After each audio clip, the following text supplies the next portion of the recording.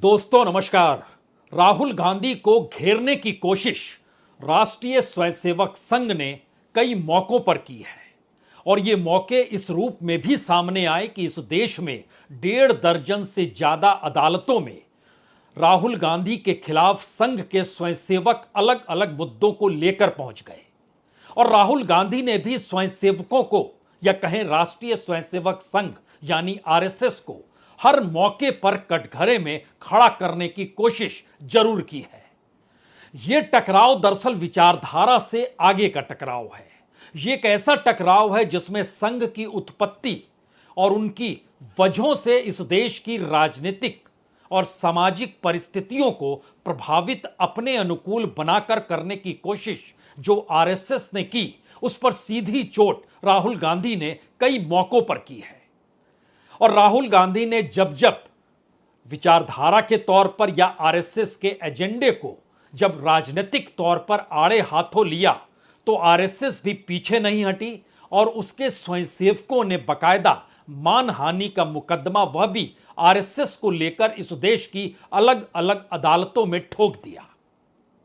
मौजूदा वक्त में हमारी टीम ने जानकारी दी कि आरएसएस के डिफेमेशन का केस असम के कामरूप में चल रहा है, महाराष्ट्र के भिवंडी, बांद्रा और ठाणे में चल रहा है। जो आरएसएस के स्वयंसेवकों ने ही किया है कि दरअसल राहुल गांधी आरएसएस के खिलाफ जिस तरीके से बोलते हैं वह उनकी मानहानि है, तो इसीलिए उन्होंने अदालत का दरवाजा खटखटाया है। इसके अलावे सावरकर को लेकर भी पुणे और लखनऊ में केस दर्ज राहुल गांधी के खिलाफ हैं और इससे हटकर प्रधानमंत्री नरेंद्र मोदी और उसमें भी मोदी शब्द को लेकर और अमित शाह को लेकर भी तकरीबन 16 केस इस देश की अलग अलग अदालतों में चल रहे हैं।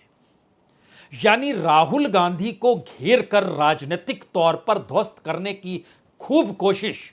इस देश में आरएसएस ने की है और आरएसएस की विचारधारा इस देश में नफरत की लकीर को खींचती है, लोगों को बांटती है और भारत की राजनीति में उसने जो भी पाठ राजनीतिक तौर पर सामाजिक और सांस्कृतिक संगठन खुद को कहकर इस देश में स्वयंसेवकों को पढ़ाया, जो जनसंघ से लेकर बीजेपी तक में शामिल हुए, उस पर सीधी चोट राहुल गांधी ने भी बार बार की है। लेकिन यह एक रेफरेंस है। आज सवाल बिल्कुल हटकर है क्योंकि 100 बरस की आरएसएस की यात्रा 2025 यानी अगले बरस पूरी होगी और इन 100 वर्षों के दौर में आरएसएस लगातार हिंदू राष्ट्र, हिंदुत्व या फिर जिन मंदिरों के आश्रय आस्थाओं को जोड़ते हुए भारत की राजनीति को प्रभावित करने का जो भी जिक्र आरएसएस ने जब तब किया है, वह पूरी की पूरी धारा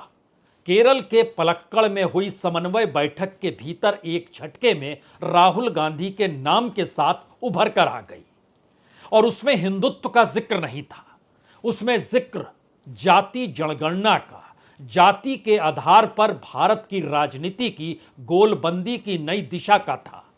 और इस दिशा में बीजेपी के साथ खड़े राजनीतिक दल जो एनडीए के सहयोगी हैं, वह भी जाति के आधार की राजनीति से हटकर सोचने को तैयार नहीं है। यहां तक कि खुद बीजेपी और उसकी अगुवाई करने वाले प्रधानमंत्री मोदी और अमित शाह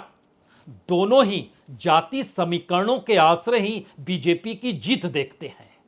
अब आरएसएस के सामने सबसे बड़ा संकट यही हो चला है कि अभी तक वह जिस राग को गा रहा था वो राग बेअसर हो गया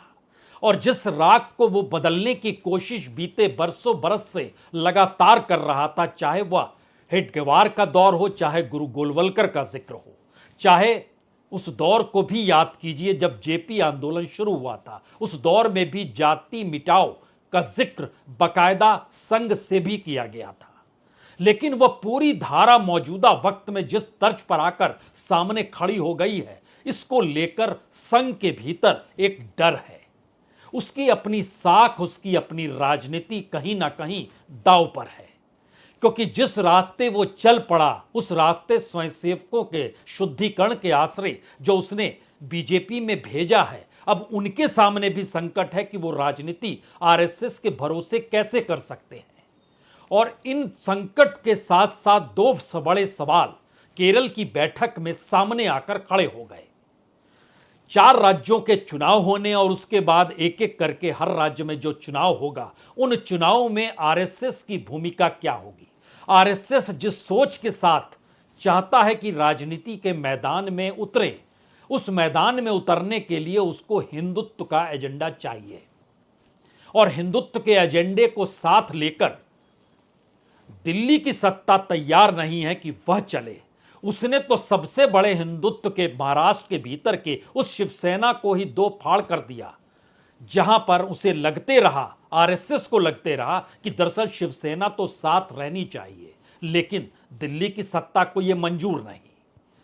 तो राजनीतिक तौर पर चुनाव को लेकर अब टकराव आरएसएस और बीजेपी में कितना बड़ा है और राज्य दर राज्य गंवाने की स्थिति में कैसे हैं, और यही बात जेपी नड्डा जो है, जो देश के प्रधानमंत्री नरेंद्र मोदी जो एक वक्त आरएसएस के प्रचारक रह चुके हैं, उनके संदेश को लेकर वह पलक्कड़ पहुंचे हैं और पलक्कड़ में बैठक उनके साथ शामिल हुए। उससे पहले मुलाकात भी की, मोहन भागवत जी से उनकी मुलाकात हुई, दत्तात्रेय होसबोले के साथ बातचीत भी हुई और उसके बाद बैठक के बाद सिलसिला समन्वय का यह मतलब होता है कि जितने भी संगठन हैं वो अपने मुश्किल हालातों को दूसरे संगठनों के सामने रखने की कोशिश करें और जो संगठन उस पर प्रभावी तौर पर उस मुद्दे से जुड़कर उस खास संगठन को आगे बढ़ाने में सहयोग कर सकता है तो वो साथ खड़ा हो। इस दौर में बीते 10 बरस में आपने कभी यह तस्वीर देखी नहीं होगी कि बीजेपी के अध्यक्ष सामने की कतार में इस तर्ज पर बैठे हुए हैं और जेपी नड्डा उस तर्ज पर बैठे हुए जब नजर आज आए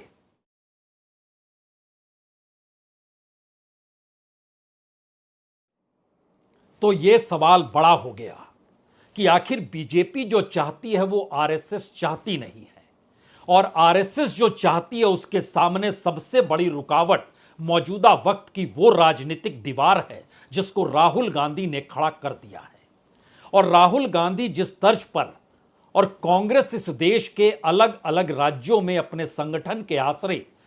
जितनी मजबूत है, उसमें वह दूसरे राजनीतिक दलों की तुलना में कहीं ज्यादा न सिर्फ मजबूत है बल्कि आरएसएस को भी चुनौती देने की स्थिति में है। और इस दीवार को तोड़ा कैसे जाए, क्योंकि खुद आरएसएस का अपना अतीत, उनका अपना कार्य बतलाता है कि वह जाति या आरक्षण को लेकर कभी भी अस्थायी भाव में नहीं रहे। क्योंकि इससे पहले जब जब अखिल भारतीय प्रतिनिधि सभा आरएसएस की हुई है, उसमें हम आपको बताते हैं मार्च 1981 आरक्षण को लेकर चिंतन हुआ और उसमें खुले तौर पर आरएसएस ने कहा आरक्षण अस्थायी व्यवस्था नहीं हो सकती है, इन बैसाखियों का आधार यथाशीघ्र समाप्त होना चाहिए तथा इस व्यवस्था के कारण योग्यता और कार्यक्षमता की हानि नहीं होनी चाहिए। और उन्होंने तमाम स्वयंसेवकों से लेकर 1981 में बीजेपी की परिस्थितियों के साथ ये जोड़ने की कोशिश की कि आपको कैसे काम करना है और हिंदुत्व के उस रास्ते पर चलना है जिसमें हर कोई खुद को हिंदू मान ले। और शायद इसीलिए 1988 9-10 जुलाई अखिल भारतीय कार्यकारी मंडल ये बेंगलुरु में हुआ था और इसमें उन्होंने बहुत साफ तौर पर कहा था कि दरअसल हिंदुत्व से हटकर कुछ भी नहीं है और जो भारत का समाज अलग अलग जाति के आधार पर जो बांटा जा रहा है उससे हिंदुओं का नुकसान होगा और हिंदुओं को एकजुटता के साथ खड़े होना है। और संपूर्ण हिंदू समाज का आह्वान किया गया और यह कहा गया कि किस तरीके से स्वयंसेवकों को काम करना है जिससे हिंदू समाज को बांटने वाली प्रक्रिया, चाहे वह जाति के आधार पर हो, ऊंच नीच के आधार पर हो, छुआछूत के आधार पर हो या फिर इन तमाम परिस्थिति में पिछड़ा और अगड़े के सवाल के साथ जुड़ी हो, इसको आपको दूर करना। यानी एक अतीत है, उस अतीत के आश्रय किस तरीके से संघ को काम करना है। अब सवाल यह है कि आज जब केरल के पलक्कड़ में यह बैठक शुरू हुई तो उस बैठक के बाद यही बड़ा सवाल था कि अब तो कांग्रेस उस राजनीति को साध रही है जिस राजनीति से वह वीपी सिंह के दौर में और मंडल कमीशन जब लागू हुआ था उस दौर में उसने खुद को अलग रखा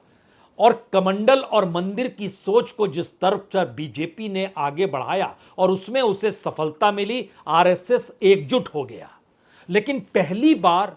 केरल के पलक्कड़ में यह सवाल बड़ा हो गया है कि अगर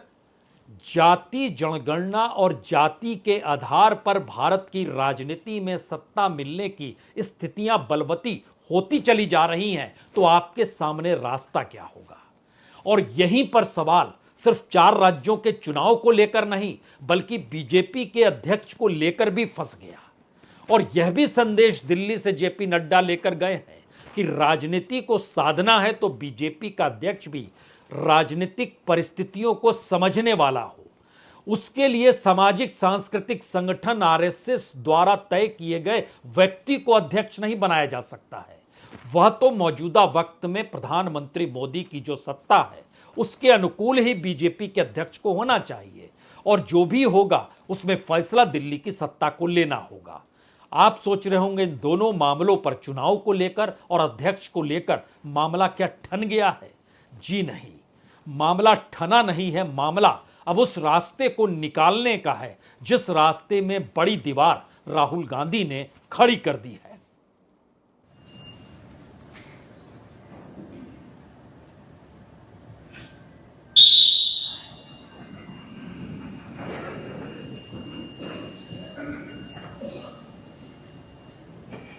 ओम गच्छध्वं संवदध्वं शम्भो मनांसिजानताम्। ओम संगच्छध्वं संवदध्वं शम्भो मनांसिजानताम्। एवापारै यथा पूर्वे संजानानामुपासते समानो ममेन भविष्यात्करोमि समानि वहातु। ओम शांति शांति शांति। ये बैठक आज सुबह ही शुरू हुई और उस दौर में राजनीतिक तौर पर जो मंथन हुआ उसमें बताया गया वायनाड में जो कुछ हुआ है, जो हादसे हुए हैं उसको लेकर शोक प्रकट किया गया। लेकिन केरल के भीतर राजनीतिक तौर पर बीजेपी कितनी मजबूत हो गई है इसको भी राजनीतिक ताकत के लिहाज से देखने की दृष्टि पैदा की गई और बताया गया कि देखिए केरल में 5142 संघ की शाखाएं हैं। यहां यह समझ लेना होगा कि 2014 में